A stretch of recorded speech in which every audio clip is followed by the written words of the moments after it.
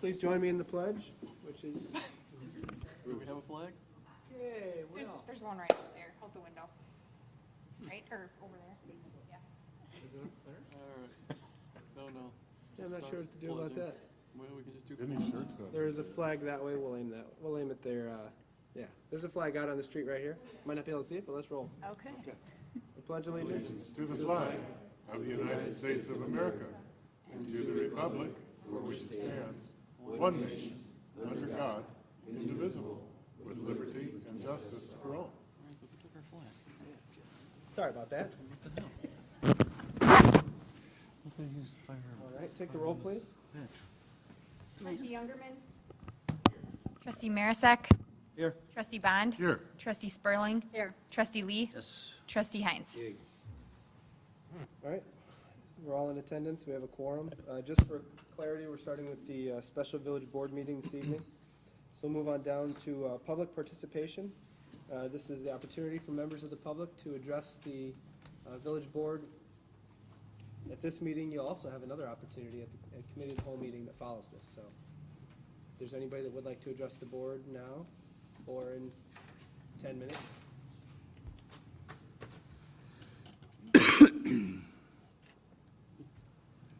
All right, hearing none, we'll move on to item 5 this evening, which is the consent. There is nothing on the consent, so we'll move on down to item 6, which is items for separate action. Item A is the award of a contract to Hardin Paving of Hillside for our 2013 MFT. With that, I'll ask Director Kubitz for his report.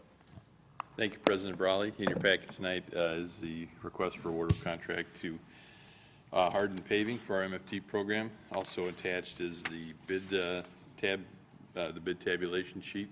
We had 3 bidders on this. Hardin was the low bidder. We have not worked with Hardin before, but after checking the resources, we're confident that they can do this work. So our MFT program, just as a reminder this year, will be Riverbend Drive, Hamlet Circle, and Lebanon Street for resurfacing, and then various patching throughout the community. So it's a pretty straightforward MFT resurfacing program for us. Again, some additional patching and crack sealing type of thing. So I'd be happy to take any questions. Are there any questions, Director Pubens? I just had a quick question. The streets program, the 5-year program that we put together, is this the last year of the program? Let me check. We may have one more. We must have one more if we're not. I think we have one more. Okay, Since we didn't budget for a new inventory, I would think we must have another one. okay. All right, if there's no other questions, I'll entertain approve the award of the contract to Hardin Paving. So moved? Second. Trustee Bond, second by Trustee Youngerman. Trustee Bond. Yes. Trustee Spurling. Yes. Trustee Lee. Yes. Trustee Heinz. Yes. Trustee Youngerman. Yes. Trustee Marisak. Yes. That carries 6-0. Move on to item B, which is ordinance 1575, which is authorizing the village to borrow funds from the Public Water Supply Loan Program. This is a waiver on the first, waiver of the first reading and passage on the second. So with that, I'll turn it over again to Director Pubens. And this is, as you know, with the part of the Boulder Hill Water Main project is we're pursuing funds through the IEPA Low Interest Loan Program. They have certain requirements for us to participate in that program. One is certain resolutions and ordinances. So this one, ordinance 1575, is just an authorization for the board authorizing the village to participate in the program. Without reading the entire document to you, it covers certain requirements and conditions that the village must follow. It sets out a maximum limit of $8.2 million. Now, we're currently using private funding for a portion of this project, so unlikely we would come back and ask for $8.2 million. I'll look to Engineer Wallers. What's our estimate for? We're probably in the range of like 3.6 for the second phase. So that's the order. The amount of the loan will be set once we take our final bids. Right. And then we'll get a final loan document from EPA, and then that will come back to the board for final approval. So there's other conditions in here. One, that I loan indebted, not indebtedness of the village. It says ordinance revenues derived from revenues of the system. So we're, by passing this ordinance, we're committing to the fact that we're going to get the money to repay this loan from the users of the system. We're not going to rely on other village funds or sources to do that. So by doing this, we're committing to whatever rate adjustments, and we've already established that $15 per month as our rate adjustment or fee addition for certain residents or certain users to repay this and the other indebtedness that we're incurring for the project. So with that, I'd answer any other questions you might have. Are there any other questions? I have a question. That $15 a month that we're collecting, is that going to be segregated and put off in a separate fund and designated to repay the loan? It'll be on a separate general ledger item, so it'll be its own revenue line item, so that we can see it and track it. Okay, thank you. Right, and used solely for the repayment of the debt. It's not going to be used for other improvements, et It won't be in cetera. a separate bank account, because we have, but on the books, it'll be We'll segregated. see it as something separate. And that's only Boulder Hill is paying the additional $15. Water users in Boulder Hill In Boulder Hill. subdivision, right. Mhm. Just had an easy question, 8.2, is that just kind of, I know you said that's a placeholder, because we already have private funds for part of the project. Is there any advantage to having the 8.2 in here? Because we won't, 8.2 is our overall total when we first bid the project. So, but we wouldn't need IEPA loan for the second half, because we already got funding for the first. right, and as Pete had mentioned, once we get the bids in, we'll have to show those to EPA, and that'll limit the loan. They're not just, we can't submit a $3.5 million award request and ask for $8 million. Just, Okay.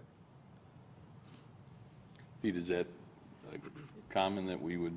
You normally, these loan requests? since the final amount will be set by bid, typically you ask for more than you think you're going to need. That's been policy. We talked with Attorney Anderson at the time, and there were several numbers we pushed around, and we thought this would be the safest number to set. And we, as Mike said, we won't be going near this number, but it's upside cap, and, I don't think it doesn't impact cost at all. It's just to set a limit, like a maximum that you could borrow. Okay. It would also mean you don't have to come back if you didn't set it. There wouldn't be an option for us to refund the private money we got with lower rate money from the state if it was, I don't think that would be practical, because there'll probably be some grant or low-interest loan conditions that are put on the bids for, that we probably wouldn't meet. And so, although we'd be possible, I don't know as if I would count on it. Private bonds usually aren't callable for the first 5 to 7 years. Most often, there's a period there before you could call them and pay them off. okay. Thank you. Any other comments or questions? Hearing none, I'll entertain a motion to approve ordinance 1575. So moved. Moved by Steve, Second? second by Doug. Take the roll. Trustee Youngerman. Yes. Trustee Marisak. Yes. Trustee Bond. Yes. Trustee Spurling. Yes, Trustee Lee. Yes. Trustee Heinz. Yes. All right, the motion carries 6-0. Thank you. We'll move right on down to item C, which is Resolution 2013-013, which is granting the authorization to sign documents for the same program. So with that, I'll turn over to Director Puvens. Very similar, as one of the conditions of the EPA loan program is that the village has to designate who has authority to sign any documents that are associated with the program. This resolution will allow President Brawley and Administrator Zopel to sign and authorize any and all loan application documents. So approval of this will allow Jeff and Matt to be the signatories on that. So any documents we get, we'll have them sign, and that'll be it. It's pretty simple, and I'm trying to find more to say, but that's about it. Any questions? does it require both of them to sign, or is it an either-or? I couldn't tell from what I read. I think it allows either to sign. I don't know if all the documents are dual signature, though. If you just handed over a package of documents, Jeff, we could probably look and find out. Some I didn't look at this one specifically, but usually it's either or. Either, normally we would have the village president sign, and then he's not available, we would have Jeff sign. It's anything like the bond sale we just had, it'll be a lot of signatures needed, so. Are there any other comments or questions? Hearing none, entertain a motion to approve Resolution 2013-013. So Second. Moved in second? Who made the motion? Okay. Doug? Trustee Marisak. Yes. Trustee Bond. Yes. Trustee Spurling. Yes. Trustee Lee. Yes. Trustee Heinz. Trustee Youngerman. Yes. And that carries 6-0. Last item, Resolution 2013-014, which is regarding the national flood insurance. And I'll ask Director Poobens. Thank you, President Brawley. Again, as part of the EPA requirement, we have to comply with the National Flood Insurance Act of 1968, which says that any insurable property or any property that is covered by the loan proceeds will be insured under the requirements of the National Flood Insurance Program. None of this project is in the floodplain, so we don't have any properties to insure. So this is somewhat of a formality, but again, a requirement of the EPA saying, again, they are basically protecting the money that they're lending us by requiring any user to follow the flood insurance program requirements. So again, be happy to answer any other questions, but again, fairly straightforward. Excellent. Any questions? Entertain a motion to approve 2013-014. So moved. Moved by Trustee Youngerman, Second? second by Trustee Bond. Take the roll, please. Trustee Youngerman. Yes. Trustee Marisak. Yes. Trustee Bond. Yes. Trustee Spurling. Yes. Trustee Lee. Yes. Trustee Heinz. That carries 6-0. There are no items for discussion on this meeting, no executive session. I have one to bring up. Well, we have new and unfinished business in the Okay. next meeting, if you like. So, no items for discussion, no executive session. I'll entertain a motion to adjourn to go into the committee of the whole meeting. So moved? Give it to him. Moved by Trustee Bond. Bond, second by Trustee Heinz. Take the roll, please. Trustee Bond. Yes. Trustee Spurling. Yes. Trustee Lee. Yeah. Trustee Heinz. Yea. Trustee Youngerman. Yes. Trustee Marisak. Yes. All right, that meeting is adjourned. Do we need to take a vote to call vote You to you this would meeting? call an order and then take the roll call. You can actually use the same pledge. from the Okay. time. All right, I'll call to order the committee of the whole meeting this evening. We just did the pledge, so we'll skip that, and we'll take the roll call, please. Trustee Youngerman. Yes. Trustee Marisak. Yes. Trustee Bond. Yes. Trustee Spurling. Yes. Trustee Lee. Yes. Trustee Heinz. Yes. All right, there's a quorum present today. Public participation. Public comment, this is a 2-minute opportunity. If any resident or anybody in the audience would like to address the board today, please come on down. You can just provide your name and contact information for us.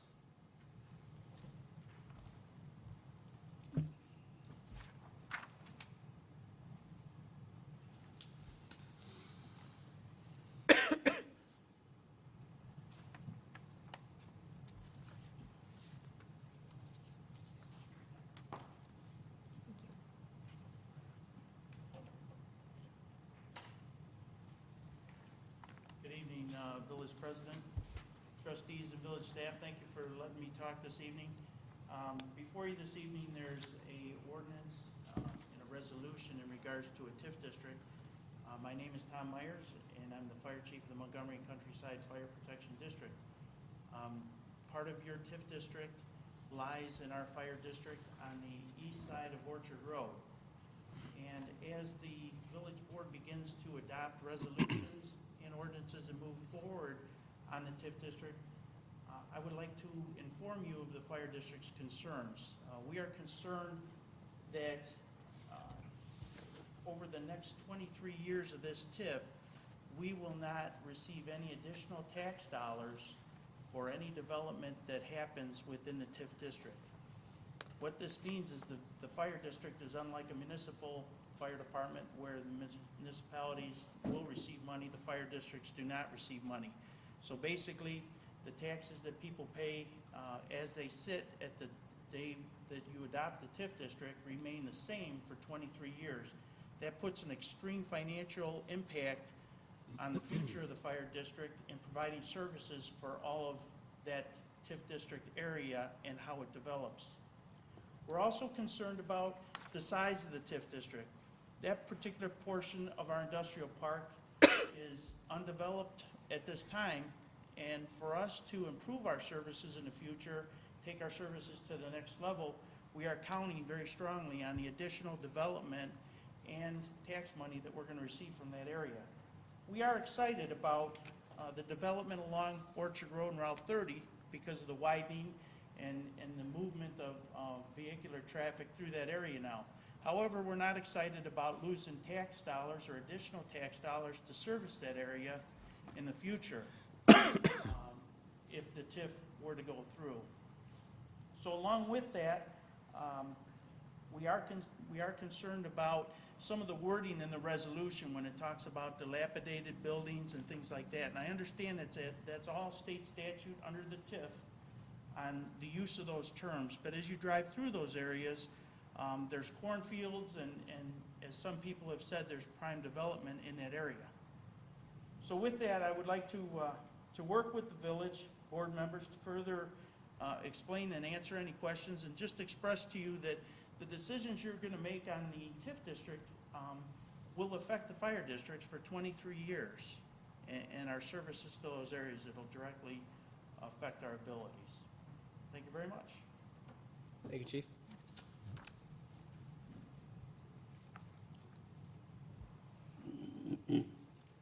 Sorry. Jamie, is the podium microphone on? Sorry.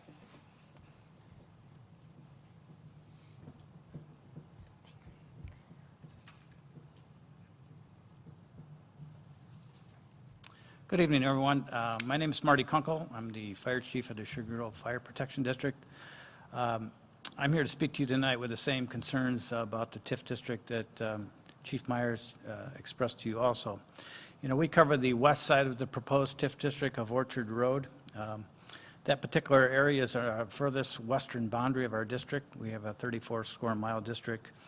And as many of you are aware, we have a difficult time in servicing those borderline areas of our district anyway. The Foxmore and Fairfield subdivisions are difficult for us for our station location.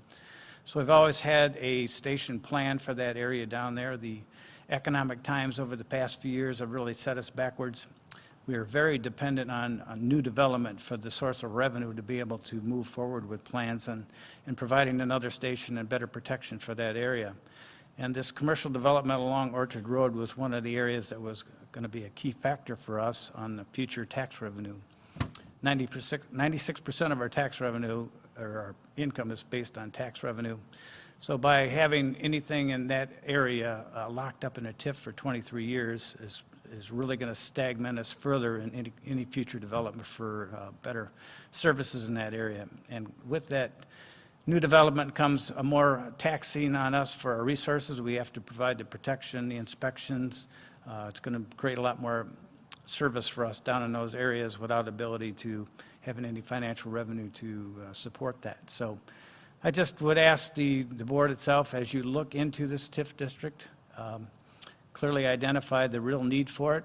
It has been identified through the steering committee that this is a prime development area, which I agree it is, and I don't think the intent of a TIF district was for prime development areas. It was really for blighted areas in your community that really needed to be money put into them for development. So I just ask you to look at it really closely and how it relates to your needs and how the TIF statute is written. There will be future times for us to have further comment on the specifics of the TIF district on whether we agree or disagree on whether they meet those requirements or not. But just want to express our concerns. It's very impactful for us economically for the future, and that it's really going to create some problems for us. So just thank you for your time. Thank you, Chief. And one thing that I will add to that is, we all have the same residents. We want nothing but the best for our residents. We hear your concerns. I've met with both of you previously. We've invited all the taxing bodies to our preliminary process that we went through, and we'll continue to do that moving forward. So I just want you to know that we hear your concern, and we want the best for all of our residents. So we'll be, hopefully you guys can be active participants in this process, and we move this forward. The steering committee served their purpose, but the actual TIF project now is going to run through this board at these meetings, so we look forward to working with you guys on that and do something that's responsible but yet needed in that area. Great, thank you.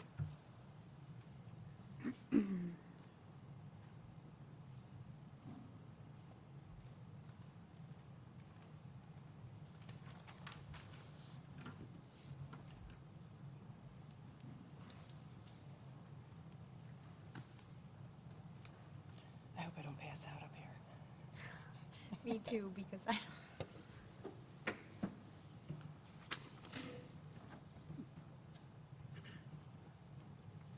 Good evening, everyone. My name's Bridget Breitzman. I live in Montgomery. I have a continuing concern about gang signs graffitied anywhere in Montgomery.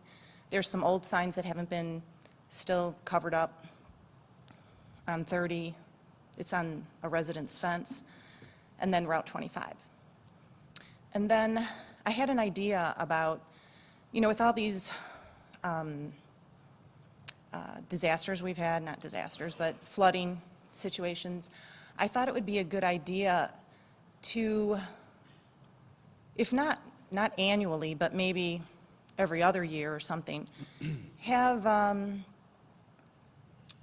different vendors come together, kind of like a home safety. Invite everyone in the community, have vendors like plumbers, electricians, how to make home safety in flood situations when they leave on vacations. A lot of people don't know, but they should probably turn off water, and, just like what's available in emergency services. Who do you call? Like, say you need a helping hand getting your expensive furniture out of the basement, and I thought I heard that there is something in the village that volunteers will go around and help people get stuff. I don't know, I might be wrong about that. But just so that everyone in Montgomery knows about available emergency services, how to keep ourselves safer, have maybe people with, CPR, teach people CPR in their homes. It saves lives. Even for children, choking, little things that make a big difference. I mean, if you start CPR right away, and every home should have somebody who knows CPR. And if they couldn't talk on that, they could definitely sign up through the Park District for classes, which they have. And I've talked to, as a single person, I can't always afford to call a plumber in, and I've talked to some plumbers and electricians. Am I okay on time? And they actually have ideas of how to help homeowners who maybe don't have the input of a husband or spouse or an expert, and that could help you save money. And I just thought that would be a neat thing to have for the village, and I think a lot of people from other towns would come too. Anyway, that's it. Okay. Thank you. Excellent, thank you.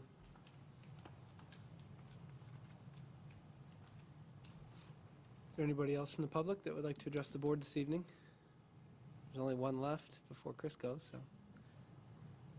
All right, with that, I'll move on to our special guest this evening, the Director of the Aurora Area Convention and Visitors Bureau, Chris Hamilton. Thank you for letting me come tonight. The last time I was before you was back in the fall, and at that time I hadn't quite been here a year, I believe. So this is my first real year of being here, and I promised I would come back every year and sort of give you an annual report. Now, I'll be honest with you, this is going to be an extremely in a nutshell version, and I'll move through it rather quickly. It would take us 6 hours to actually talk about every single thing we've done throughout the fiscal year. I did give you a packet that has a copy of this, and also just a few examples of some Montgomery-specific promotions and things we've done.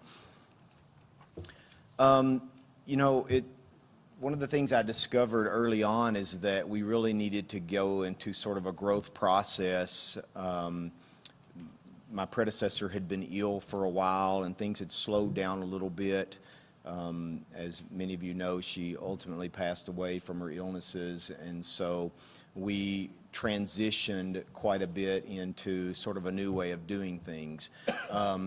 We got out, we re-inventoried, so to speak, what it is that we had out in our service area. And through that process, we discovered that we really do have a choice destination. This is an incredible area to come to visit.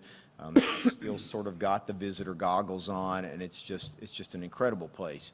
Now we have to figure out who it is that, you know, is the real market. What is it that we offer? Who are the people that will really come here? We're limited on resources, so we want to go after the people that we have the greatest potential of getting. How are we going to reach them? We started off that first partial year that I was here. We did a little experimenting with our marketing. Now we're starting to get quite a bit more defined in what it is that we do. And then in our sales force, what we've talked about is, again, who are the groups that we really can go out and recruit to come here? What sporting events can we get here? Can we really go out and land a whale, or should we be fishing for buckets of bluegill? That's a process we're still going through right now, and part of that is the little things that we needed to work on. Just within the office, we need to do a lot of cleaning up. We needed a lot more efficiency. We want to dedicate our dollars to our marketing and to our promotions, and so we do keep a small staff. In order to be as effective as possible, we needed to almost go to the gym and get back in shape, so to speak. So we had a lot of work to do, and we've been doing that continuously over the past 12 months. We wanted to increase our contacts of people out in our community so that we had sort of that support network. So when we want to pick up the phone or shoot an email out because we need information, we don't have to get out and go find it. We've got partners out in our communities that will just help us with that. Again, we needed to get in shape. We needed some consistent procedure so that we flowed quite a bit more smoothly than maybe had been in the last couple of years. So obviously, we've got to have money to be able to do anything. We really went on a campaign as part of our cleaning up, and that was going through our budget with a fine-tooth comb. We slashed 24 line items out of it and rededicated those dollars to things that we think would be far more impactful. Obviously, we want to grow our lodging revenue. We are funded by transient room taxes collected by lodging. For those of you that are new to the board, you don't have lodging, so you don't contribute revenue to our pool, but you still contribute because of the assets that you bring to the organization.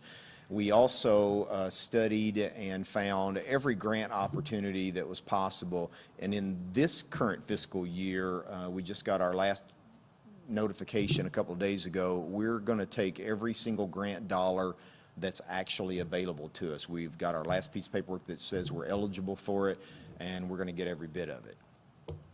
So data collection, when I told you back in the fall we were going to be a data-driven organization, we've done things like work with the marketing department of Aurora University to do surveys for us. We did little things like setting notepads by everybody's phone, and with a list of questions. Every single contact we get, we ask people, what are you coming here for? How did you learn about us? We ask a little list of questions so we can compile this data and figure out, again, who are the people that are most interested in us. And then we're not going to stop working on our community presence. We only have one office. It's located in downtown Aurora, but we are a part and want to be a part of every one of our communities. So a lot of you see me out. Our staff members get out. We try to participate as much as possible. We've joined entities in the communities like the Economic Development Corporations and the Chambers of Commerce. We're trying to be as active as possible. We try to bring people in the communities in on things that we're working on and hear their input or ask their advice. So that's a process that's going to be ongoing. We want our communities to know that we really are a part of you, even if we don't have an office in your community. So the drum roll, what's been the results of some of this? Well, for the 5 counties that we impact, tourism and travel's back on the upswing. People are getting back out. Surprisingly, but a good thing for us, I believe, is that it's really leisure travel is what's picking up more than business travel. A lot of people are still carving back on their budgets on conventions and conferences and things. So it's the leisure traveler who is getting out there. That's good for our area because we stand a better chance of getting leisure travelers than businesses and conferences because we don't have a lot of the facilities you would need to get a lot of big conventions and things. So the numbers look good. I put website figures up here because the website is still our #1 tool for incenting people to come here. All of our figures are up, and some are up quite significantly. I'm particularly proud of the unique visitors that we're attracting because that's a good sign that our marketing is we are reaching people that maybe we haven't reached before. Our unique visitors are people that have never actually been to our website at all. And in the last fiscal year, we had a 71% increase in unique visitors. We're absolutely ecstatic over that. Our hits, we topped the 5 million hit mark this year. So we know that, we do have a really good marketing tool when we're getting that type of activity. So page views is really important to me because, a lot of times we can talk about getting hits and we can talk about getting the visitors, but if they're just getting to the home page and then they fall asleep and drift off to some other website somewhere, that's one thing. 29% increase in our page views is huge because that means we're actually keeping them now and they're not just looking at the home page. We capture their interest and they're looking at more pages. And then, of course, we do a lot of things to engage the people that we're trying to get here, and we're seeing incredible results. Those numbers look a little insane, but they're the truth. Our opt-in newsletter, and some people think that those things are going out of style, but what we found is our e-newsletter has been highly effective in getting people through to our website. So we're still putting a lot into that. We went through a process where we cleaned up our databases, again, going back to the beginning, cleaning things up and getting more efficient. We took a database of about 4,000 people and we culled out a lot of bad email addresses and the kind that we got a lot of bounces from and went under 1,000. Then we launched a campaign to get people, we redesigned it, relaunched it, and now we're up a little over 7,000. So, we just went through the roof on that. That Facebook fan page, our Facebook fan page is extremely active, and we do engage a lot of people that way. That's actually a 2-year figure. Back in August, the first year that I was here, we had a little over 500 people, and now even that number is outdated. We topped the 7,000 mark last week while I was on vacation. So anyway, we're really proud of the engagement we're getting. This is a slide from last year, and I left this on here because I made a promise to you then that, these are the things that we're going to be going after, and we're going to be going after aggressively. I put it back up here so that I could remind you that that was the promise we made, and that is what we're doing. And then finally, I always have to take the opportunity to put my board of directors list up there because they really are kind of the unsung heroes. They're not paid for the work they do, and quite frankly, in the last almost 2 years now, along with the changes we've made in our office and the work we've done there, our board of directors have really had to do a lot of work as volunteers, and so this is just an opportunity to point them out. Your representative is Jeannie Felton, who's here tonight, and beside our board chair, she probably does the most work of any other member. She is our secretary treasurer and is also the chair of the finance and budget committees and has been and has to pat me on the head as I cry on her shoulder sometimes too. So I did want to take the opportunity to point out these are the folks that help make the magic, and it's important that you know who they are. That's all I have for you tonight. Does anyone have any questions?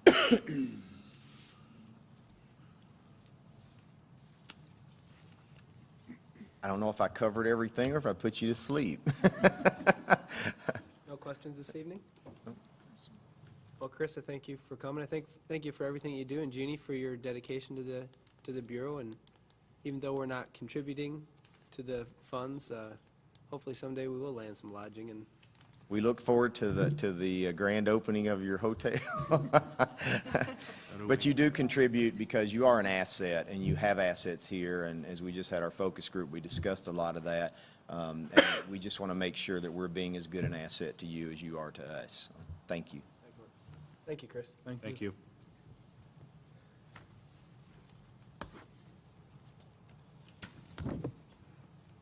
All right, we'll move on to the items for discussion this evening. Item A is the intergovernmental agreement with the Kane County for animal control services. And I will ask Chief Myers for a summary of this item. Thank you very much. Good evening. Tonight in your packet is the IGA between the Kane County and the Village of Montgomery for animal control services. This will be our third agreement that we've entered into with Kane County. In 2007 and 2010. We entered into an agreement with 2 one-year options for renewal. In 2013, we must sign this agreement again to continue services. It is a benefit for the police department and for the village to have this agreement. We don't have animal control services from the police department, so this is a great IGA, and I'll entertain any questions that you may have. Any questions of Chief Myers this evening? What's the total we spend in a year, Dan? We are approximately between $3,000 and $4,000. We do get a lot of strays. If they're not chipped or they don't have a tag, then they go to the county, and if they're not picked up by the owner, then we pay for that service to euthanize the dog.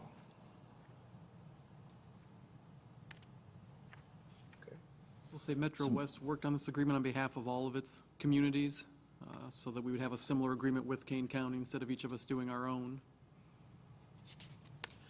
Monday night, it'll be on the board packet for approval, unless any other questions? I have one question. Sure. If it stipulates in here that if they're full, has that ever happened? If they're full, it's up to us to, they'll try to help us find another? Yeah, we have a canine garage, so we can hold that dog for several days if we have to, but it hasn't happened at this time. Okay. Okay. If anybody comes up with any further questions in the next week, feel free to contact Chief Myers. Is there any issue with us putting this on the consent agenda? Doesn't sound like it. Okay. So we'll put that on the consent for Monday evening. Thank you very much. Thank you, Chief. We'll move on to item B this evening, which is the discussion regarding the solicitor's ordinance.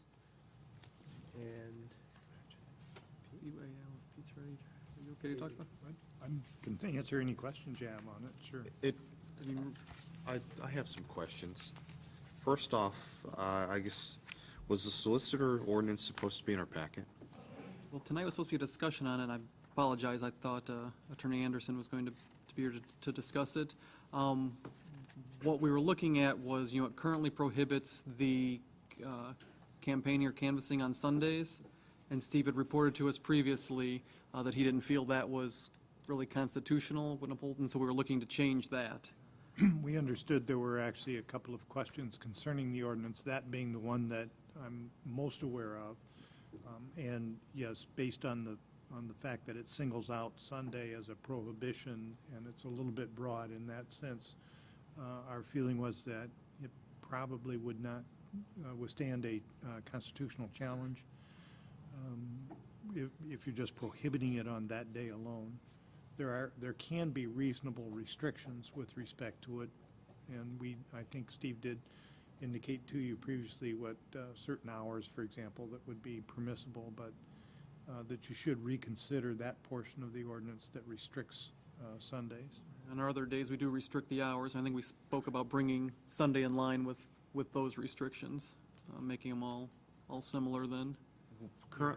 Your ordinance does provide for, as does the state law, provides for posting for no solicitors on each individual's private property, and that's also effective. I got a question.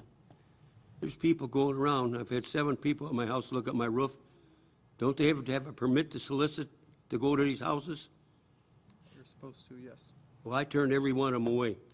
They try to tell me I got damage on my roof, little ding here, little ding there. I'm not replacing my roof for that. I think somebody ought to go out and check on these people. They're all over. I guess I have some questions on the ordinance itself, just from my information, because a lot of people ask me. What are the times, and I'm sorry, I'm not familiar with the ordinance, what are the time constraints as far as the ordinance? I understand that also religious organizations and that sort of thing are not, they may have to adhere to the time constraints, but they don't need to get a permit to solicit. Currently, that is correct. Okay, but what is the time I thought, constraint? if I'm not mistaken, they couldn't solicit after 5 o'clock. Maybe I'm wrong, but I thought that's what it I was. believe your current ordinance is 9 AM to 9 PM. Oh, okay, I'm sorry. You know, what might be beneficial is if we perhaps put this on for discussion on the Monday meeting with the ordinance, the current ordinance, so the board members have a chance to look at that. And if we can get a memo from either staff or our attorney that outlines the concerns that we could be faced with. The other one that I was going to bring up during this discussion relates to political. I guess that kind of falls in this, doesn't it? So we'll hold that discussion off unless somebody wants to talk about that tonight, talk about the political If, uses on public property or in Village Hall. We talked about that previously. I think the direction from the board was to table it, or not table it, just put it on a future agenda, so Yeah, and hadn't heard actually, anything back. with respect to that one, it would help us considerably if we knew the specific question that you had, because the constitutional provisions on that are somewhat complex. And so if, for example, you were considering a prohibition of use in the building, certain times you can, if you create what's called a limited public forum, have certain restrictions. So, for example, maybe you want to have uses in your building that are done by nonprofit organizations. You have to be careful that you don't have content-based restrictions. You can't say, I'm going to have a nonprofit organization use the building, but you can't have as your topic X, whatever it might be. So that, you know, under the free speech rules, if you're going to open it up, you can't restrict the speech, but you certainly have the right to have certain restrictions on types of use. Okay.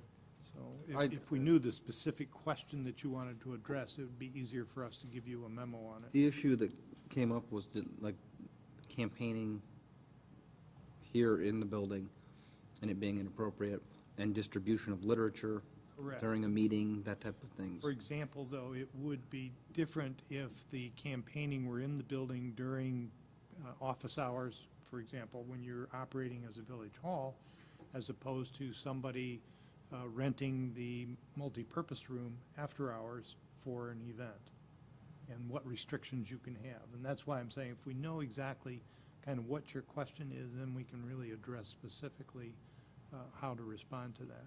Did Attorney Anderson express some confusion about that? I was thinking we aired that out pretty thoroughly. You heard what? What our concerns were We and had a discussion on this previously, and I feel pretty confident on what your feelings were, so I can discuss it with Attorneys Wilson and Anderson, and we can work to bring something back to you for Monday.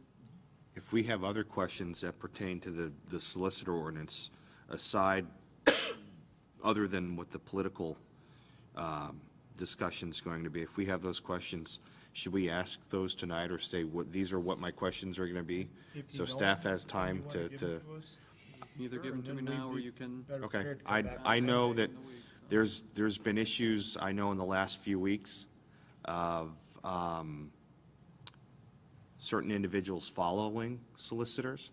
I know that there are certain, there are signs posted in front of some of the developments that say no soliciting. My question is a sign posted at the entrance to a development, is that sufficient enough to eliminate soliciting in that development? No. And if it's not, then the person or persons, and when I say that, I'm not talking about the police department that are trying to enforce this, need to be aware of this, because this is going to quickly become a problem. Yeah, typically, the posting of no soliciting has to be by the property owner on private property. So each individual homeowner has the option Okay. to either And, allow or and not by, allow. by that, with the little thing, it is then enforceable. Yeah. It is then enforceable for religious organization, for everything, correct? Well, typically for anybody, if you Okay. have a no soliciting. I think the idea of it being at the entrance to the subdivision is as a deterrent to, not necessarily enforceable, but it's a deterrent to get them to go away. My question is, if this happens, solicitor comes to my house, I ask them for their permit, they don't have one. They tell me that it's with their manager or whatever, which I know is false. Who do I call? 911? Dan, Police I don't know dispatch? if he wants 911, but I mean, who Correct. do you call? If, yeah, please don't dial 911 for that, so just dial non-emergency. We will try and come out and talk to the person and find out, first, there's 3 of them, religious, political, and I'm not sure what the third one is. They're exempt from that, so, charity. Religious, political, and charity? Charitable. Okay. The one false thing that's out there is most residents feel we're going to take somebody into custody for that. It's not a custodial arrest. It's not even a criminal offense. It's a business offense. So the key is compliance and the key is education. We will ask them to leave, but we won't take them into custody. We will issue a compliance ticket, which is a white ticket, fine of $25 and $50. If it's a continual problem, then we'll go to the corporate and find the owner and speak to them for that. But it is very difficult. By the time not you, but the resident tells them to leave, they leave the area, and then they call us and we arrive. Most time they're gone. It is an issue, and I will address what Trustee Youngerman talked about with a resident following that, especially in light of what happened in Sanford, Florida. So we can't have that type of activity. So I will take care of that, too. Yeah, hopefully that answered your question, Trustee Minister. and at least with these questions that we have, we can bring you a memorandum or before Monday's meeting, so that would maybe help clarify your discussion then. So if we could have the existing ordinance, the memo outlining staff's concerns, and then if you have any concerns, you can bring them up that evening. We can talk about the political one, if you can also put that in the memo, what we had talked about previously, so. Now, would those be the same item, or would those be 2 separate issues? It sounds like it's the The same. political campaigning in Village Hall? We would cover it in both. It would all be one ordinance? All in Okay. one memorandum. Okay. Everybody comfortable with that? Clarification on the word solicitation. In my mind, that connotes a financial exchange. Is it broader than that? I think it's broader than that, certainly.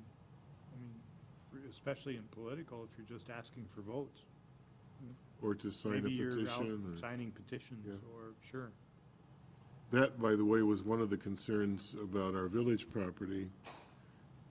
Not thinking of the community room, but thinking of the public service counter where we do water payments and public service.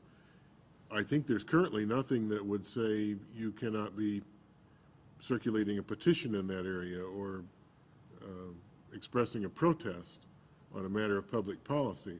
I think our intent was to maintain our public building for public business. And while the grounds outside might be under a different set of rules, I think there's nothing right now that would prevent someone from protesting or circulating a petition in our water billing area, and that's something we'd like to restrict. I mean, in the business portion of the building. Where we during serve business our hours. constituents, That- correct. Yeah, that's a different issue. And perhaps in this room as well, although I think there are some rules regarding this room. No, I don't think so. Really? On the books? Any other comments on the issue tonight before we talk about it on Monday? All right, hearing none, we'll move on to item C this evening, which is an update on the 213 North Main Street house. And with that, I'll ask Administrator Zolfel for an update. I'm going to ask Director Poopens to discuss this item. Thank you, Jeff. Just an update on 213 North Main Street. As we all remember, the board gave approval to purchase that property, so we're in the process of that. I believe information has been given to the board on the condition of the house. Our building inspection supervisor, Mike Klupar, has inspected the house and the garage. And the short story is the house is in poor condition. The garage is in reasonable condition. The garage will need some work, but it's mainly some minor roof repairs and some painting. The house has a long list of issues.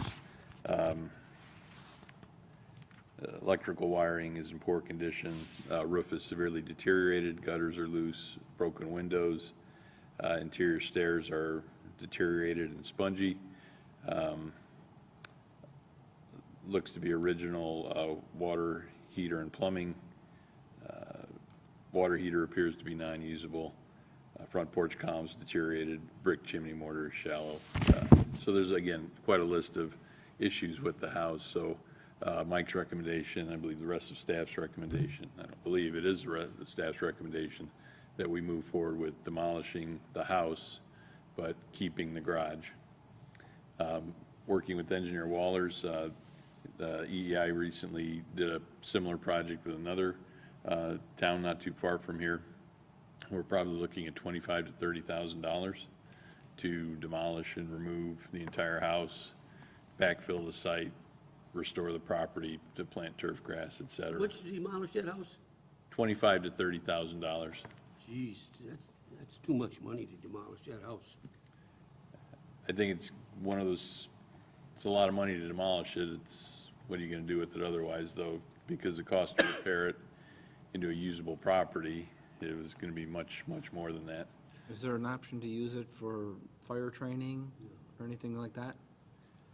I haven't discussed with Get some use either out of of the it? chiefs here, but I mean, I asked that question to Mike Klupar, and he did say that he wouldn't feel safe with them using at least the upstairs portion of the building, so the space that they would be limited to would be, or the space would be very limited, if at all, usable for their exercises.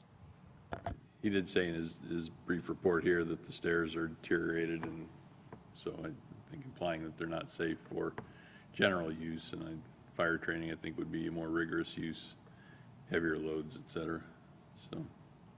And I don't think this comes as any super shock to anybody in this room that the building, I think that was the, kind of the anticipated use, and it was a bonus if we could put a little money into it and make it useful building, but to demo the building, that would be, we would bid that out competitively, correct? That would be the intent, right? To do competitive bids, write specifications for it. And again, the process of doing that could be done, I think, relatively easily and quickly. And as with many projects, we'd work with the EEI on that. They've done a number of these. So I think the specs are pretty up to date and ready to go. I've not worked with Administrator Zolfel yet on funding and where we might get that. So that would be the next step, is to see, it's an unbudgeted item right now. So if we felt that we had funds available in this fiscal year, would have to look to the future. We haven't determined that yet. But tonight, really a discussion, just I wanted to lay out the condition of the house and again, the staff recommendation, and take any questions or comments, and hopefully get some direction on how you'd like myself and the rest of the staff to proceed on this. Again, I mentioned we would like to keep the garage. It's currently used by the village for storage. Some of the historic preservation items in there. Public Works uses a small part of it in the winter for snow throwers and things like that. So it's pretty handy to have. It needs maintenance, but I would call it more general maintenance. Some roof shingles need to be replaced and some minor window repairs and painting. So. And some of you might know this better than I do, but is there any historical value in that building? Or could we at least give our historic preservation the opportunity to look through there, see if there's anything of value? I'm sure that Denny has. Okay. We should, oh, excuse me. Yeah, I can't answer that question, but HPC may have some. Yeah, they've been in the building and they've taken stuff out of it already. Had permission to take stuff out, and they took stuff out already. So they're removing items of historical value then? You know, there was some Sure. personal items that the family left, lunchbox from the 1920s, things like that, that they did keep. They may send one more person in to look last time, but it wouldn't take more than a day. Yeah, okay. Are there any comments or questions? I'll tell you what, if I'd have known this was gonna run us to $135,000, I'd have never voted on that. Okay. Not to pay that, that's just paying $135,000 for the house. I think that estimate, the 25 to 30 is Yeah, I'm just, consistent with what we talked about, but I appreciate your comment on that. Are there any other comments on this? All right, we'll look forward to a staff report on this in the future then.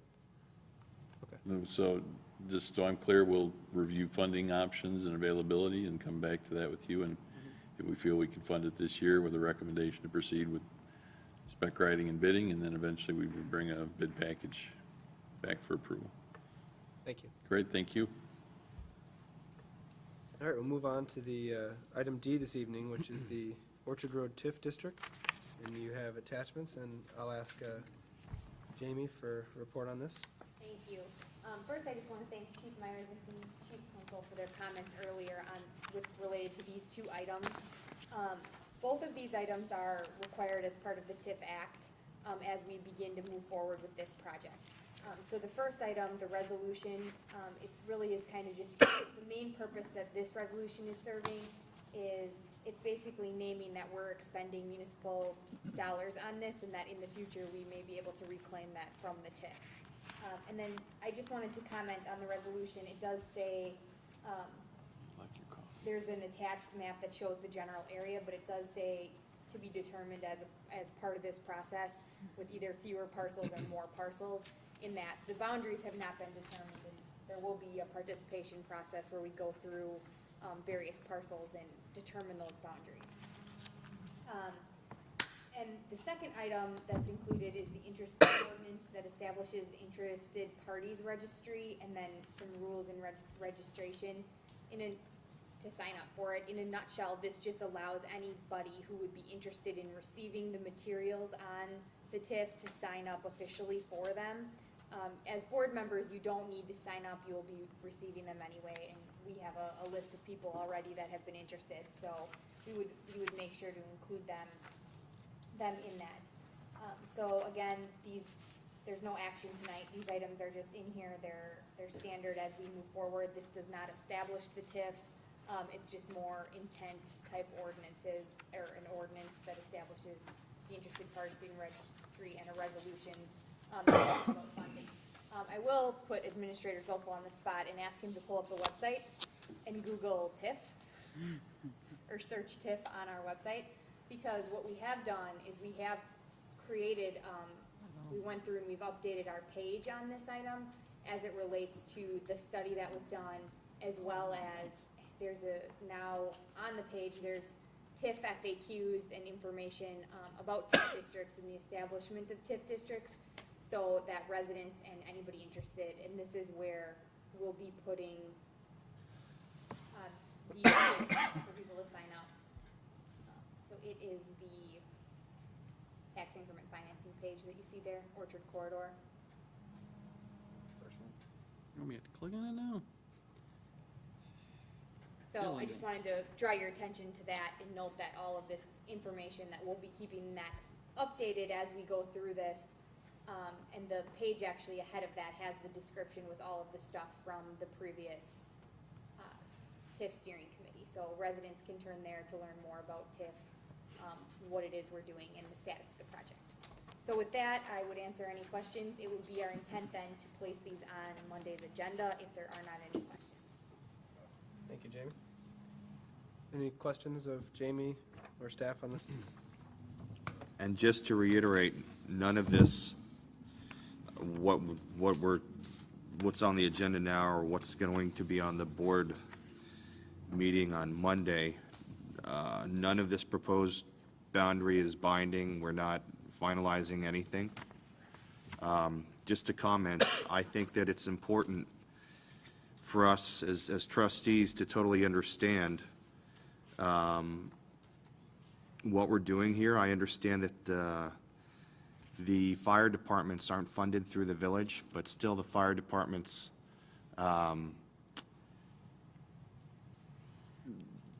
provide services to our residents. And if we pull the rug out from under them, there's got to be a compromise here. And if we pull the rug out from under them as far as financing, we're leaving our residents short in the future. So I think that as trustees and as the elected officials, I think it's important to totally understand what we're doing here and to make the best decision possible. Steve? All right, hearing no other comments, we'll put this on, if there's no objection, we'll put these on for the consent on Monday night. And again, these are, I don't want to reiterate again, but this is just kind of the start of the process, and encourage all the taxing bodies and residents to get involved in this process, so. With that, we will move on. If I can find an agenda. Village Administrator Ordinance. Move on to the E and F. Let's handle E separately from F. That's okay with everybody? We'll start with E, the Administrator/Manager Ordinance.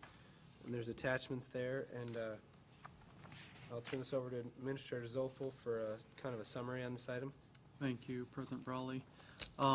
This is a follow-up on a discussion that you had last month. I was not in attendance at that meeting, but have discussed it with Jamie and at least a couple of you. Jamie then, based on your conversation, worked on adjusting the ordinance on areas where she felt there was clear direction or seemed to be a consensus. She's made those changes. Areas where she felt there was not maybe a clear direction, she did note those in the memo at the beginning. Some of them being title, there's something about collective bargaining notice when there was a grievance, and then the spending authority, which is item F, upon advice of Attorney Anderson, breaking that out as separate and not part of the manager-administrator ordinance. We'd be happy to answer any questions, if you can provide us any more direction, and then we could finalize it and bring it back to you for approval. Excellent, thank you. And I'm assuming that we have comments on this issue, so who would like to lead off? Stan, do you have comments? I'll start with just one. There was some language in the existing ordinance related to goal setting and year-over-year improvement. It is contained in paragraph I of the, and you may have difficulty locating it in the packet, but there. This is Old I, correct? Old I, yes. I think there was some support for keeping some of that language in the new ordinance.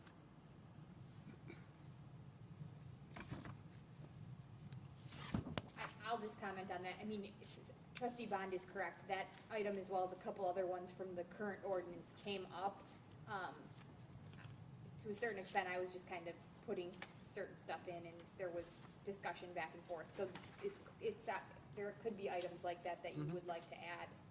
So, I mean, if you can think of them. Do you have that language in front of you? I don't think it's in the packet that we have, correct? I've highlighted the part that I would most hope that we might keep. It's to develop goals and strategies for year-over-year continuous improvement, and to develop provisions for public evaluation of the village's typical response to public requests for service. Okay. You Letter was that? It's not in the. It's not on this signal. So is there a feeling from the board? I don't think anybody doubts that the goal of our chief official should be to strive for that kind of thing. My opinion being that that could be kind of I'd like to put an ordinance together that clearly lays out Jeff's roles. And then if we have year-over-year improvement stuff, things that he should be doing or we should be doing that we would like him to do, then we can direct him to do those sort of things. So while I don't disagree that it's an important issue, it's not on my list to put it on, but again, this is majority rule, so please speak up if you want to add that in to the draft that we have. I think it might not be bad to include some verbiage about goal setting and reviews of goals. Getting into real specifics, maybe not, but I think making it a part of it where you're setting some goals, or that is part of the requirement, is to set some goals and do some annual review work. Probably not harmful, as long as you're not getting into the details of what those specifically should be. I would agree. Look at paragraph I and then see what we can pull out of that. Paragraph I might have more words in it than we need, but Yeah, we'll look at Just it, and go I with mean, I it. think I've got a feeling for what you're looking for. So we'll look at it. Okay, I don't hear any opposition to that, so we'll go ahead and include that.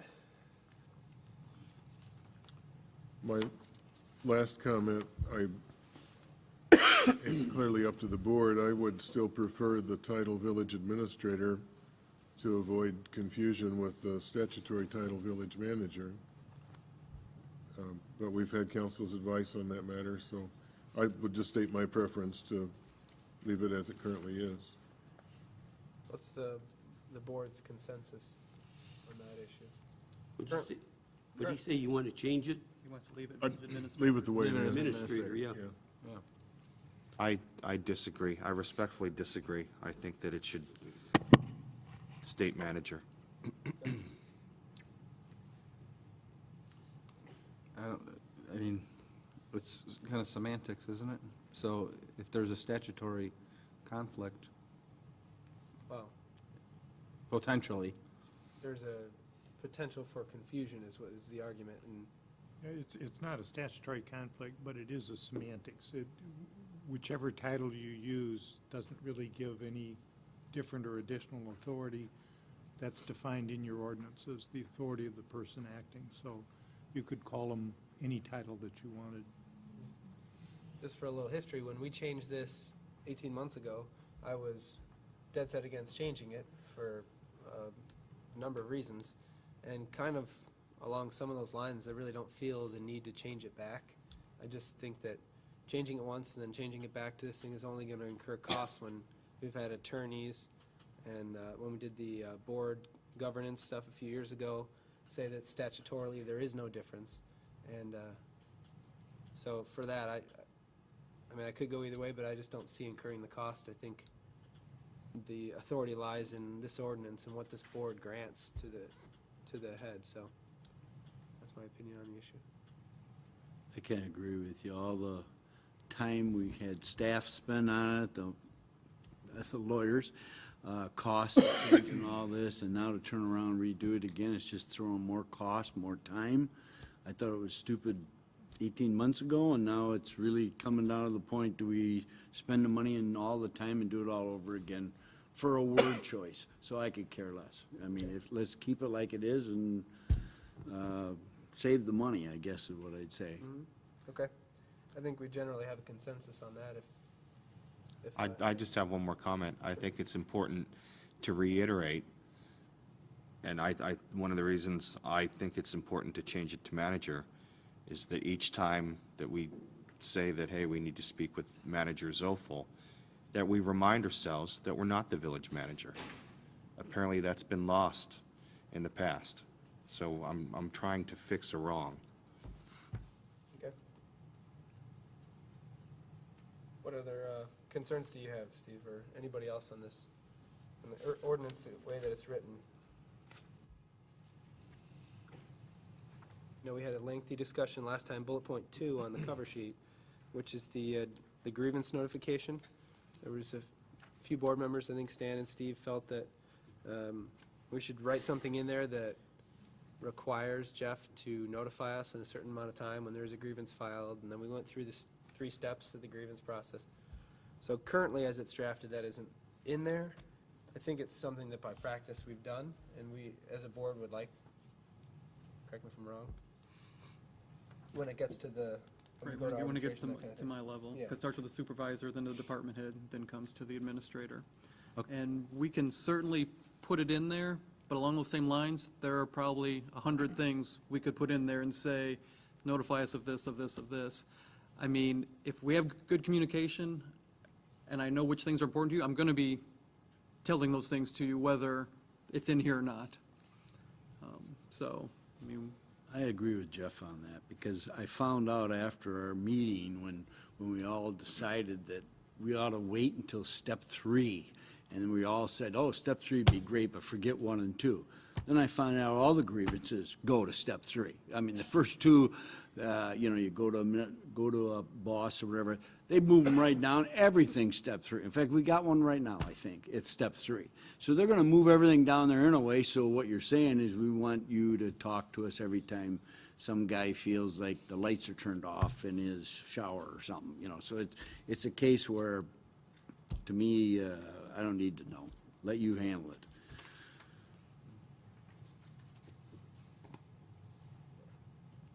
And kind of to back up what you said real quick, I think this board absolutely wants to know when one of our employees feels like they've been wronged and it moves to that step. I don't want to downplay that, but I think writing it in the ordinance I really don't want to pile on too much, I guess, legal requirements, so. But again. Sounds like there's a consensus then to leave that as is. Haven't heard anybody speak out against that. Under the exceptions portion here, and I guess it's B. You said B, as in boy? Yeah. Manager personnel issues subject to the board rules, administrator shall follow these responsibilities. And it addresses the chief of police, removal of all directors or heads of departments or divisions, including the chief of police, subject to board approval. All department heads shall report directly to the village administrator. Why is it singling out the chief of police? sometimes that can be handled through the Board of Police Commissioners. And so it's just stating that he'll be considered along with the other department heads. That'll be decided by the village administrator with, approval of the board, instead of going through the Board of Police Commission. Since you brought that item up, I wanted to kind of poll the board and get a feeling for this. As it's written, he just read it out loud, so you know that the hiring and firing of all department heads would rest with the board. And while I think of the communities that we polled, Oswego has it that way, and I think the majority of the other ones, not that we have to fall in line with them, rest that authority with the manager. And the more I thought about this over the last few weeks is, I see us running a very efficient village if all of our department heads and all of our employees report to one individual, and that being Jeff. And that's the way that it was here for 10 years. So I just kind of wanted to gauge the board's thought on that. I know from talking with Jeff, and he can speak about this, that, we're in the process of hiring a finance director. And when we do move forward with any directors in the future, that the board has said we want to be involved in that process. So I just want it to be clear in the ordinance, at least my opinion is that our department heads report to the administrator and not individual board members. I don't want to get in a situation where you kind of feel like you have to placate 8 people instead of 1. But that would be, as it's written, department heads hiring and firing rests with the board. So if there's any support for changing that, you can speak up, otherwise it'll remain. So if you would, say one more time how it would remain, please. Right now, it says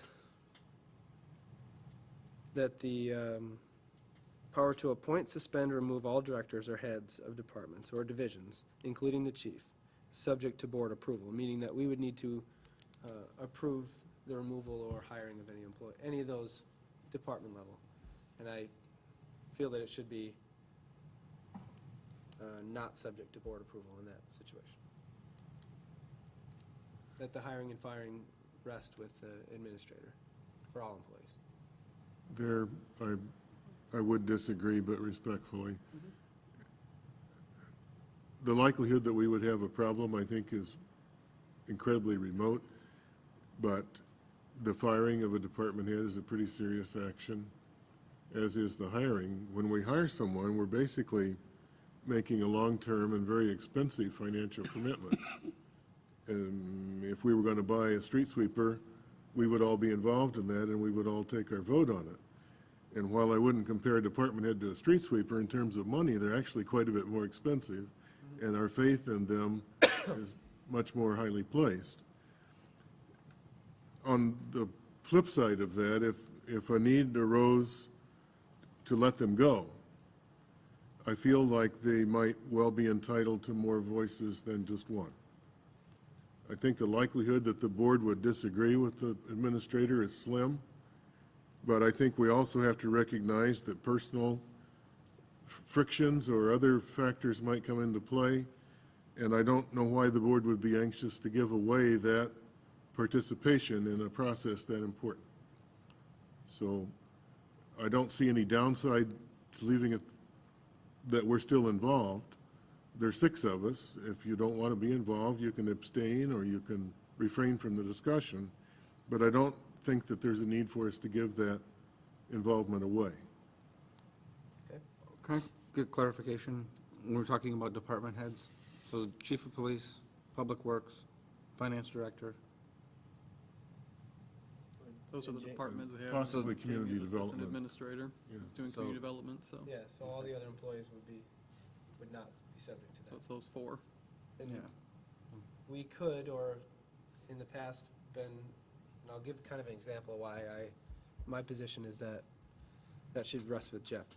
If a department head would offend a board member, let's say, and then that board member decides with another board member, and then suddenly you got 4 board members that, over some meaningless act, decides that, you know what, that department head didn't do everything I asked them to do, then I think we should get rid of them now, and had circumvented our whole process of having Jeff be the chief officer over staff. So that's my biggest concern, is to take the politics out of it, make that strictly more run like a business, where he is the head and in charge of that. So If I'm not reading this correctly, then forgive me, but all department heads shall report directly to the village administrator. true. So, in my opinion, reading this, it is up to Administrator Zoffel to hire and fire with board approval. So the board can't fire one of these people unless Administrator Zoffel brings it to us and says, I want to get rid of this person. The board doesn't have that control. It lies with him. It's just with board approval. And so I don't know that we could circumvent. Right. Pete, do you have any thoughts on that? Well, that's partially correct. Ultimately, the authority for the administration of the village rests with the board. You can change this ordinance anytime. You can ultimately modify whose authority is where. So ultimately, that authority rests with the board. This isn't drafted currently in a way, I think, that would solely limit the recommendation to the village manager or administrator, but it could be.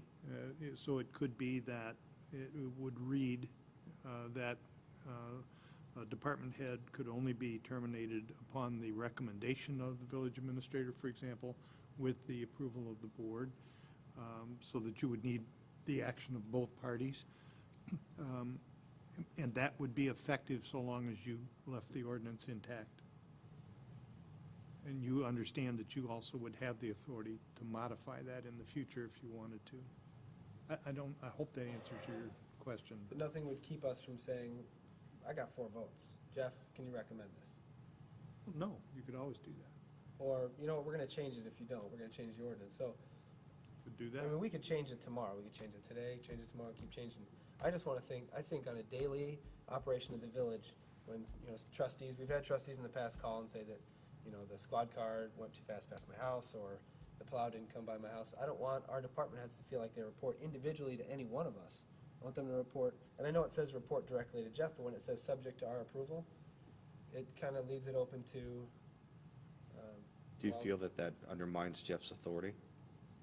I don't think it undermines it. I think it doesn't give him the tool that he needs. That he is the chief officer at Village Hall when we're running, and we're all doing what we do during the day. He's running the village. But I agree that the job is Administrator Zoffel, it's his job. he runs the village, it's his call. But letting go of a department head it's a pretty significant person to not at least be involved in that process at some level, to be involved in that. And I can understand where it might leave some undertone that it might take away some authority, but it also avoids any abuse of that power that could happen. You know, not that you would do that, but, Yeah. you know, Any other thoughts on the issue? I don't want to keep beating it. you know. I agree, if you're gonna get rid of a department head, it should be brought back to the board. Okay. And let the board decide. I mean, Jeff can give us a recommendation, but after all, Jeff works for us. We don't work for him.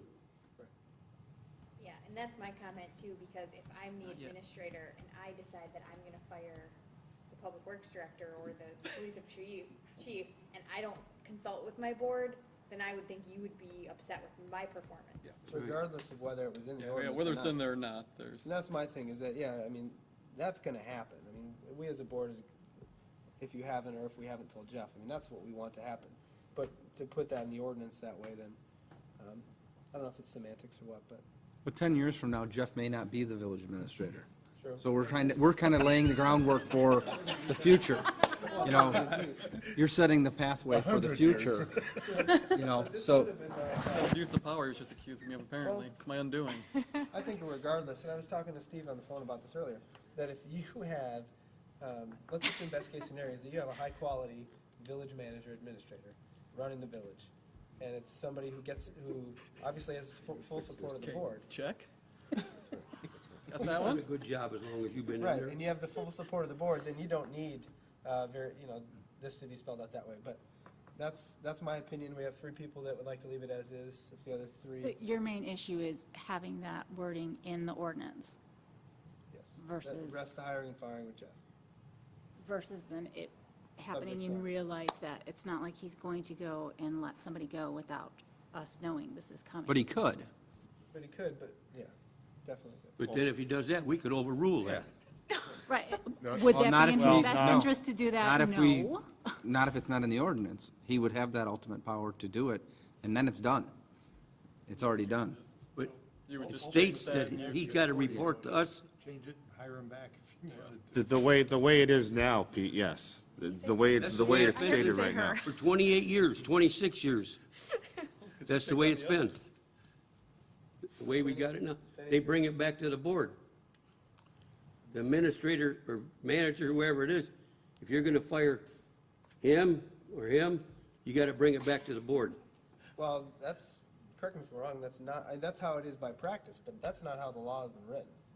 That was written for the last 12 years, it was all employees. And so by practice, that's what the board liked, and that's what I think this board wants. So, the other 3, do you guys have comments on this? Because if one of you would like to keep it as is, then we should move on, because I think it's a moot point. Can we just go around and ask, keep as is or change? Sure. Do a poll, I think, As is would be that the board would participate. as is would be subject to board approval, for department heads. Can I make one more comment, too, just for consideration? Let's say that Jeff gets a chance to be the administrator for the city of Chicago, and it takes us 9 months to find someone as good as he to fill that position. We have then delegated that hiring and firing power to an acting administrator, unless we put specific language in the ordinance otherwise. So I think we'd need to consider that eventuality as well. I would like to have the board involved in hiring, firing. And in that situation, though, we could always go back and change the ordinance if it was, if Well- we didn't keep it like this, we could change it. So Incapacitated? No. Doug, as is, or?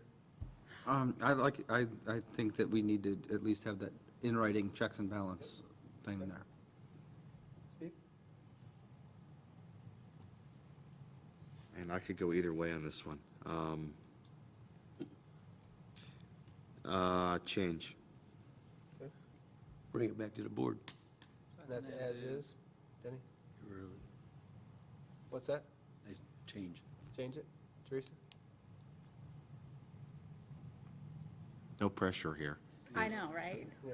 I mean, honest, to be perfectly honest, I could go either way on it, based on what I was asking you before.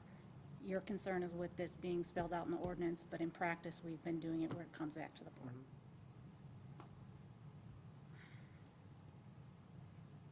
I mean, I could go either way.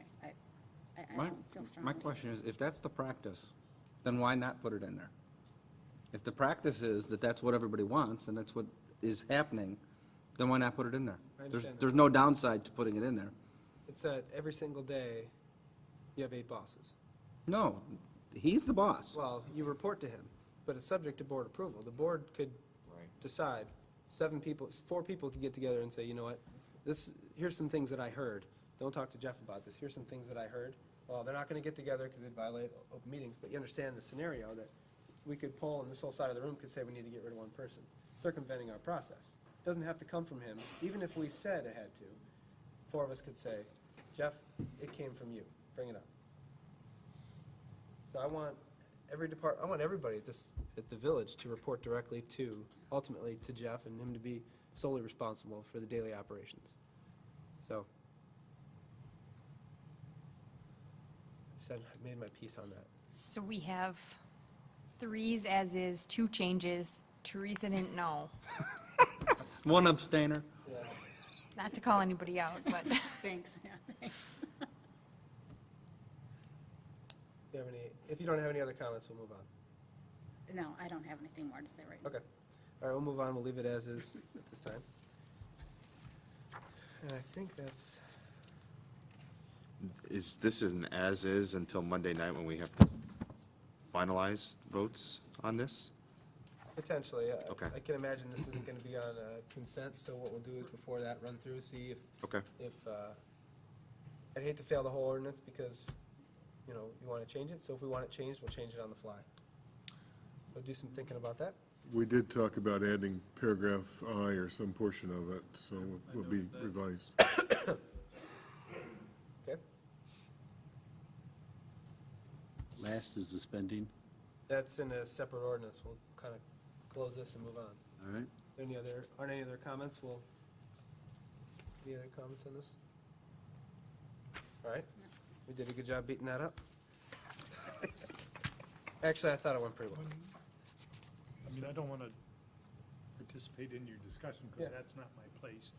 But I would also point out to you, Section 2 of the ordinance, so that even without amending the ordinance by vote, the ordinance gives you the power to suspend anything, any of the powers that you give to the village administrator. Okay. So we can beat this up a little bit more, is what you're saying. Well, I'm just saying that even if you change the other provision, just by motion, you Section 2, you can can- implement that at any time, or vice versa. You can leave that provision as it is, and then by motion, you reserve the right to suspend that requirement at any Okay. time. Kind of So on the fly. It wouldn't have to Case by case. be a change in the ordinance, it's a simple vote, and that they no longer have that power. That's the Okay. way your ordinance Okay. currently, proposed ordinance would currently read, yeah. All right. With that, we'll move on to the spending authority, which is going to be in a separate ordinance per recommendation from our legal counsel. Sure, I can address this briefly. The spending authority had been at $10,000, which matched the level of where by state statute things had to go out to bid above that. So that's kind of why it was set there. In 2005, the level where we had to go to bid increased to $20,000. The board at that time elected to leave the spending authority at $10,000 instead of increasing it to that $20,000 level. Then when you amended it in 2010, 11, when you amended it, it went down to $1,000. As you can imagine, $1,000 makes it tricky to do most things, because most things we do exceed that quite a bit. So we've provided you information on what it is for some other communities. Other requirements as far as when we would get either verbal or written quotes, we really weren't trying to address in this ordinance. We're just setting the spending authority. And then our plan is to have the incoming finance director put together a purchasing policy, which would cover that, 'cause that's more of an administrative issue than an ordinance issue, we felt. And so we would put together a policy which would delineate all the things related to purchasing, any verbal quotes, written quotes, our use of credit cards. So with that, we would answer any questions and would look for direction on where you'd like to set this. Well, according to this changes in the state law does not mandate us changing it. No. True. So I think $10,000 is plenty to spend. Okay. I'd like to leave it at $10,000. Well, but it's currently at 1,000. Yeah, so your vote is for 10. Pardon me? Your vote is for 10,000. Yep. Okay. Any other comments? Mine be more into the 20,000, because we already said that we had sludge. We had a few items that are automatic, the chemical. A lot of these are 20,000, they're automatic, and we always have to bring, it just creates more paperwork the more we bring back to Jeff.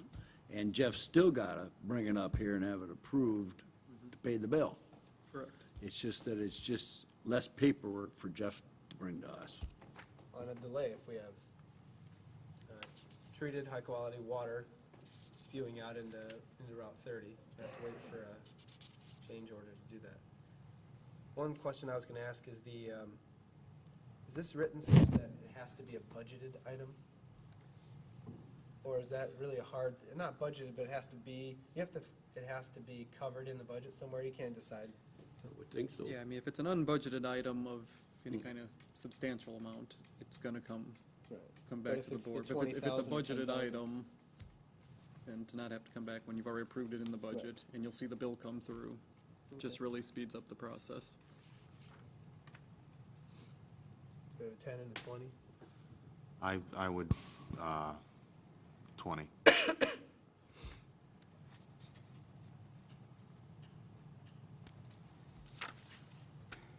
I'd be fine with the 20 as well, the 20,000 limit.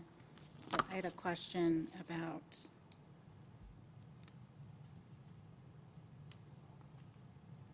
under section 1, it says that you'd basically have 30 days to notify us of entering a If I contract. sign a contract. Is there a reason why it has to be 30 days? I mean, you could be emailing us the next day. I mean, do we really need to have 30 days in there, or should that be shortened up? Should we leave it alone?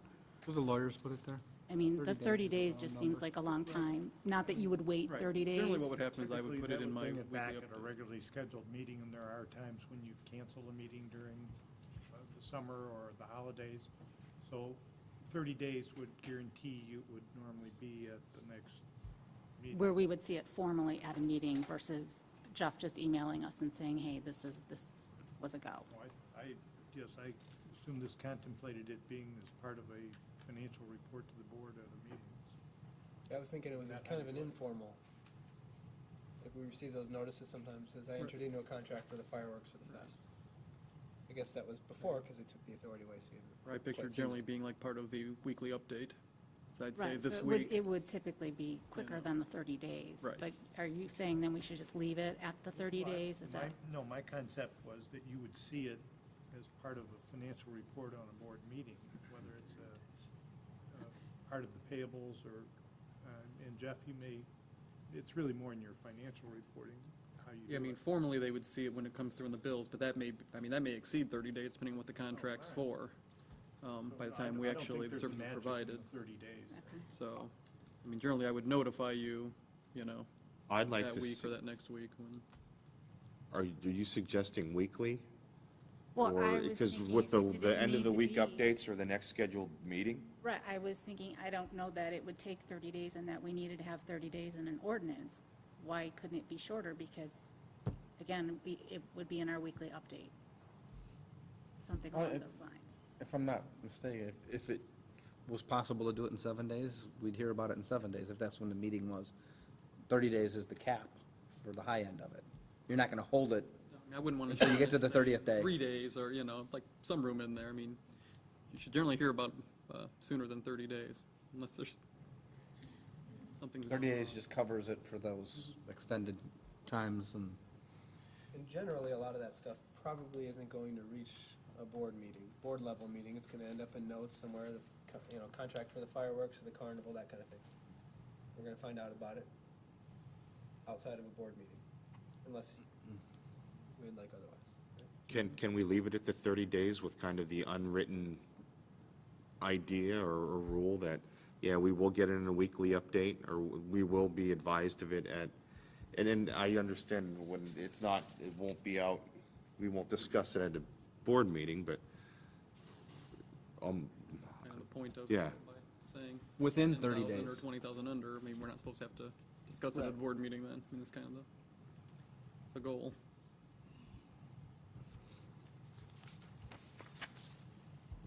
Okay, Did Doug, 20. 20, okay, if it's a budgeted item, 20, okay.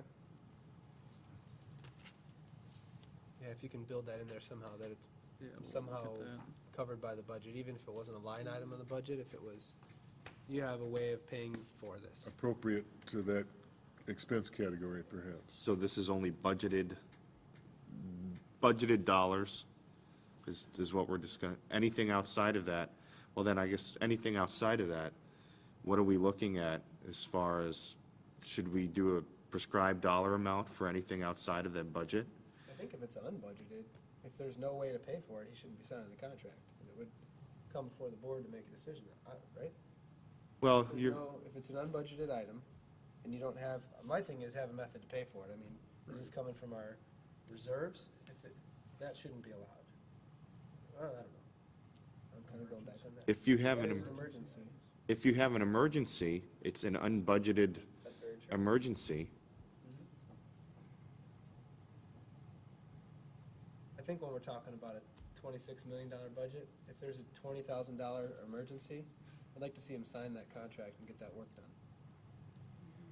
So whether it's, I guess I'm going back, whether it's budgeted or unbudgeted, if there's an emergency and he feels the need to do this, let's get it done and talk about it later. Could be a change order on something. Yeah. Okay? All right.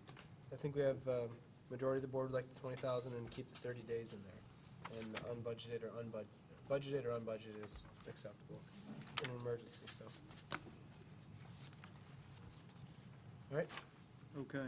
hearing no other discussion on that, we'll move on to a quicker item G, which is department updates. I'll turn it over to Jeff. Chief? Yes, thank you. Just one update from yesterday's incident. We do have identification on our victim. After the meeting, I'll be sending out a press release, and I'll send the email to you guys also. National Night Out is coming. Montgomery Fest plans are well underway. We're just under a month away. Fireworks, we discussed a rain date of September 1st, the day before Labor Day, for a rain date. We can talk more about that at Intergovernmental on Monday night. Thank you very much. Director Prubens? Thank you. The Douglas Road resurfacing project, the one we're doing through the Kane Kendall Council of Mayors, is underway. They're finishing up their curb repairs and should have the concrete work done soon, maybe this week, so you should see resurfacing out there probably next week. Again, the whole job should take a month or so, not much more than that. So don't blink, it'll be over if you don't drive that way. The village has hired Meyer Paving. The board approved that contract several weeks ago. Gary Byers working with them to start pavement patching for water main break repairs. We're working with Kane County on their 3 patch locations on Douglas Road that require a higher level of patch and higher level of traffic control. So we're working with the county on that now. So you'll see some temporary lane reconfigurations on Montgomery Road between Briarcliff and Douglas probably next week. Nothing major, just moving one lane over to get around the patch area, but that's what that will be. I was contacted by Trustee Sperling, and I think some others have noticed some antenna-like towers positioned along Montgomery Road. Since we spoke, more have popped up, actually. I contacted Kane County. That is actually their design department is doing very early studies on Montgomery Road. So they're basically getting updated traffic counts Those devices are a lot different than the ones we typically see, which are sometimes it was squares mounted in the pavement or the rubber rope across the roadway. So high-tech traffic counting in progress. Boulder Hill Water Main, today is a big day. You should remember today because the Boulder Hill Water Main project officially started with construction. A whole 42.5 feet of water main went in, so we're 0.21% into the project. But again, big day when we actually started excavation and they've started the work. Pacina Tree Service has been out there for a week, probably about 2 weeks doing tree removals. So we've started it up. We're starting to get more people signing up to the website, www.boulderhillwatermain.com. You can sign up for automatic email blasts and updates if you like. So it's moving along well. And next week, you'll see village staff out doing tree removal. Ed Papp and Corey Kennedy and probably one of the other guys will be out doing tree removal throughout the communities or just dead parkway trees. So I'd be happy to take any questions. Thank you.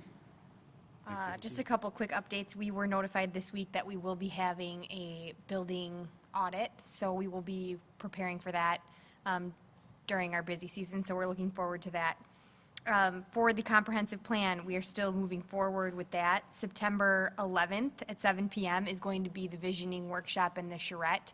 So we are planning on using Village Hall for that, and depending on the turnout, there'll be a presentation, which we're hoping to use this room, and then potentially dividing up into subgroups for the actual visioning where you build out images of the community, where we'll be looking at using, depending on turnout, various areas of the Village Hall. So we're excited about that, and we're planning on distributing postcard type flyers where residents can actually comment and put input on at Montgomery Fest. So that will be at our booth, and any of the trustees who are interested in volunteering at our booth should contact Linda Komiak, because she's actually, or Debbie's actually helping coordinate that. So, and then lastly, I just wanted to update you, Jason has been our planning volunteer, and he has actually accepted an interning position, so tomorrow will be his last day with us. Thank you. Just a couple items. Yesterday, we had a representative from IDOT-N doing an audit of our motor fuel tax program.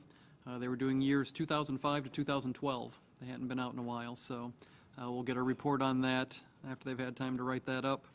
The Boulder Hill project, we're doing meter reading this week, and that fee will show up on the bills that go out August 1st.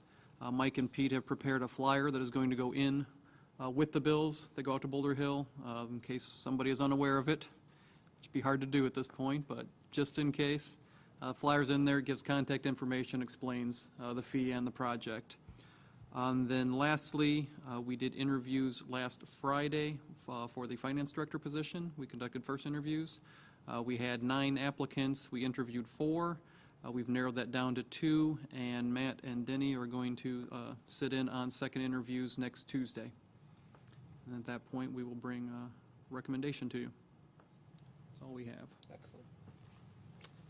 Move on to item 6 this evening, new or unfinished business. I think trustee Hines had something. Yeah. What are we paying the guys time and a half to water them plants on the bridge? They could water them Friday and do it again Monday. I don't believe in spending that money on overtime to water them boxes. That's paying a guy time and a half. The village here to save money. We don't need to have guys out there watering flowers. Well, if I can comment on that, trustee Hines, right now we currently have an employee who's on regular schedule on Saturday. So that's his regular shift. So if you see it on Saturday, he's just on regular straight time. And then when we have to do it on Sundays during hot weathers, there's a minimum 2-hour call-in. So we do a morning plant check where our employees will go around and check all the well sites. It's a extremely thorough one. That takes about 4 hours. So they get that 4-hour shift in the morning. Then they come back in the afternoon, and all we need to do then is check some basic tests at the lime softening plant. So that's about a half hour to 45 minutes worth of work. I don't believe it should come out on Sunday to water the flowers Well, anyway. the idea is there's already a 2-hour call out that we're paying, so you're paying the 2 hours. So if we have a need to water flowers, we try to do it then, but agreed, we're certainly not scheduling people just to do that, so. So basically, he's here.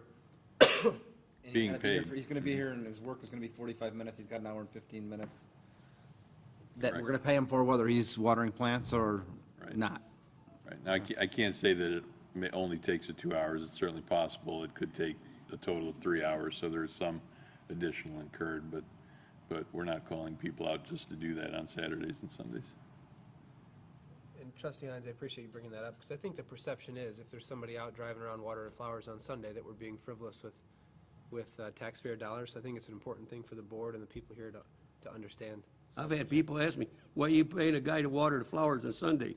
I was know the- here on a Sunday, and I saw him, and I thought to myself, And could I ask Dan something? Did you take care of those 2 items I asked you to take care of? I told you about, I mean. Yes. The ones I told you about. Yes, sir, we are, I met with the deputy chief today to discuss the traffic patterns, the traffic congestion, and All the way from bypass 30 to Montgomery Road, almost every day.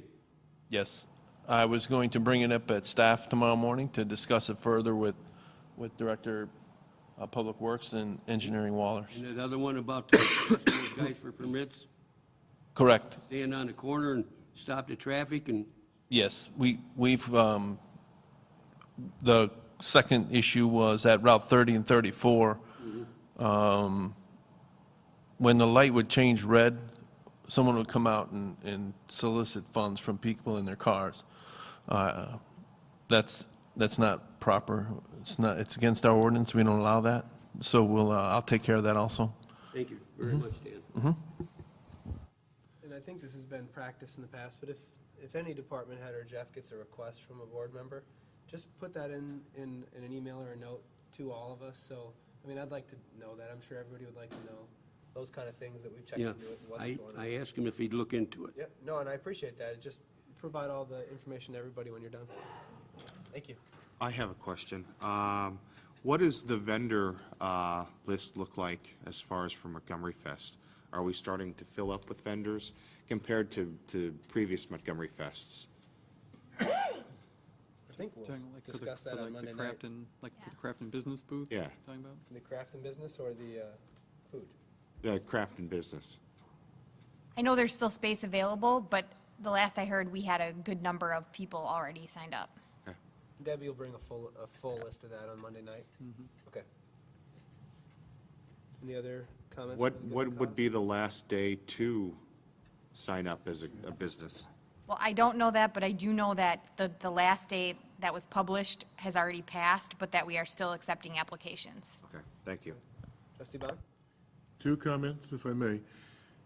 There are about 1,000 homes in the far west edge of Montgomery, Fairfield Way, and Foxmore, who have experienced some issues with their property insurance for what may have been not a good reason. And since he's here tonight, I wanted to recognize Sugar Grove Fire Department Chief Kunkel for providing us with some very helpful information that will help those residents, I think, and he provided it in a very timely fashion. So thank you for that. I think it will help them.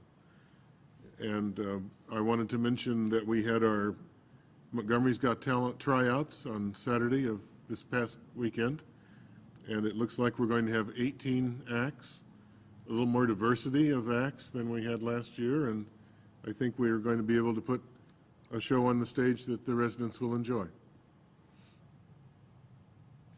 Excellent. Any other items for the good of the cause? I have one real quick, real recent one from January of 2013. We received a thank you from the Marine Corps Reserves for the Toys for Tot we participated in. Somehow it showed up in my binder today, so I figured I'd at least mention it. So that's something that the village participates in every year. We have a box in the lobby, so completely out of season, but I wanted to mention nonetheless. So the other thing that I would mention tonight, the press release, I think, should go out tomorrow. Village staff here has been working with staff from the city of Aurora, the village of Oswego, and Yorkville for a kayak trip for the 4 mayors of those towns. It's kind of an idea that I kicked around with Brian LeClaire down in Springfield. We should go kayaking, and when I mentioned that to him and then suggested we get Tom Weisner and thing kind of exploded into pretty decent event, so I know that the press hasn't seen the press release on that.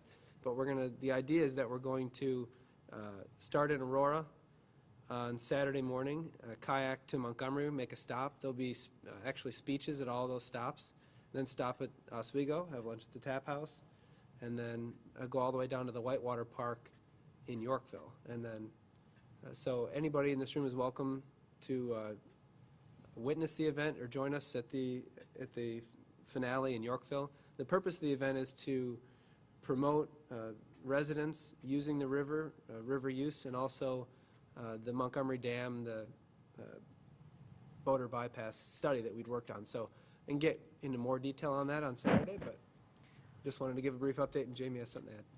I will add, we did get T-shirts.